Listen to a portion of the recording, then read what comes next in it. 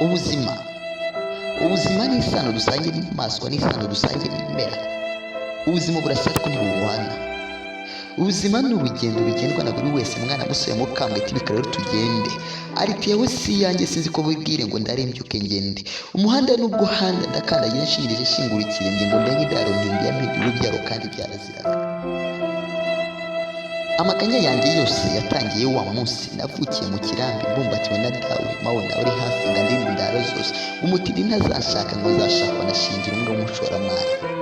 Nakuze ndi n'ikiri ikimero cy'ubwiza ndiga ndenga intara ntangira kwitaka ntaramira buri wese natewe ndaratawe. Data ntayishisha ashirira amaso yombi mawe ashira mu nda ntaravuga icy'ingenzi.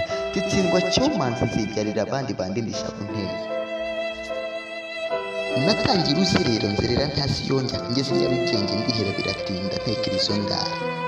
Ndebye hepfo yanjye dore indaro ntazi nyirayo nuko ndayegera kuri njyame maze nduhuke. Induru isumba umunaniro ndambuye amaso mbona benshi banyasamiye. Babiloni yaduteye idatanze nayiseta.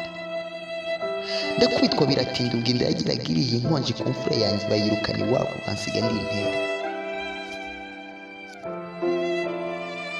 Gatera aratabara dutangirana urugendo mutekerereza ibyanjye mu mwanya byose. Tingwino turi iteka iwanjye wima umutima wanjye tubyare nk'umukobwa nkwibagiza agahinda nk'umuhindo ugahanda nk'ubuhanda kaguhaga amaganya kazi ukaganyira nyiri ibyago wawe n'imbwa zone hene zirebera agorwa nawe akazi ukagorwa bya kigororwa uboshye watutse Imana.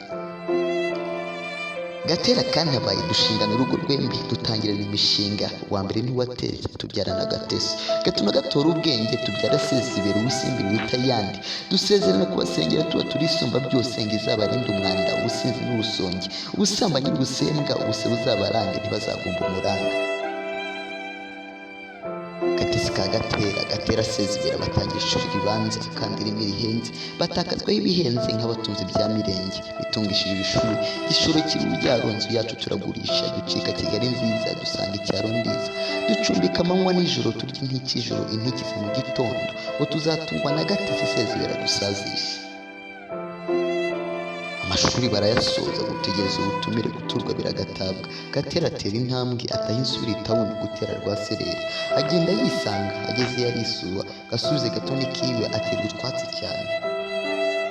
Gatesi nyiri ikimero ubwiza butangaje mabona ye ririya ibere n'umutimira atereka kuri bwana agatanga ikofa kunze.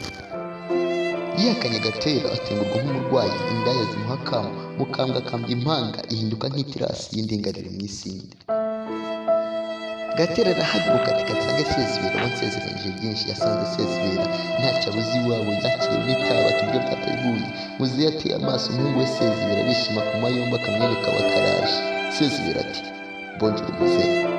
Gatera biramucanga ati mba mpuraga mwana sinitwa bonjour niko Gatera Yohana. Sezibera byumve muzehe ni akadage kadazi na bonjour mvirego mu rugo iwanjye ntuzambya rukundo. Gatera maze arataha ageze iwacu ndiza ambwira amakuru y'ibyiyo ndatakamba mbura amajye ndatuza.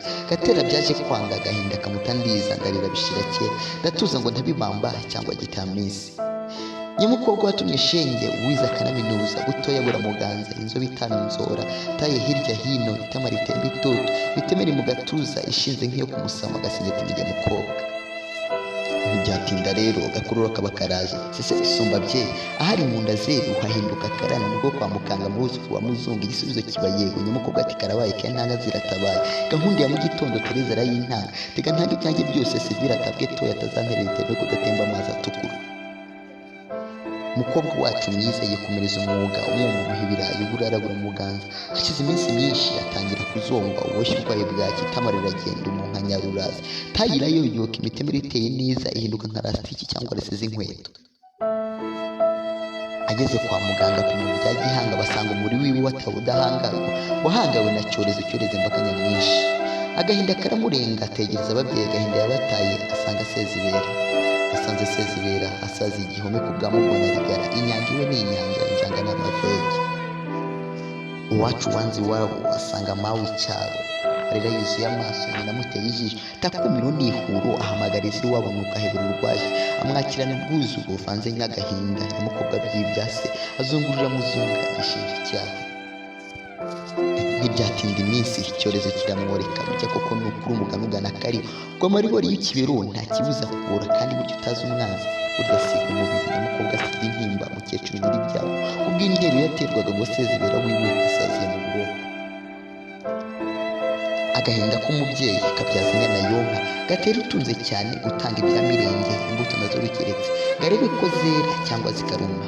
Iyo mpinze sineza, iyo nshatse sinubaka, iyo mbyaye ndarumbya, iyo nkunze sinkundwa, ndapfusha simpambe, nahambiwe n'ibisiga ubu ndisiga nkisanga. Ntegereje kimwe gusa kuzabana na dawe, ntekane nawe iteka, ntaramirwe ntimaje, nteye isi umugongo.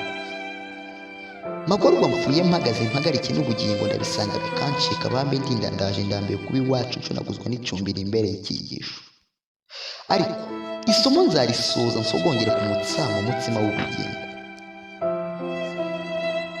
Umusizi Gideon Rugamba.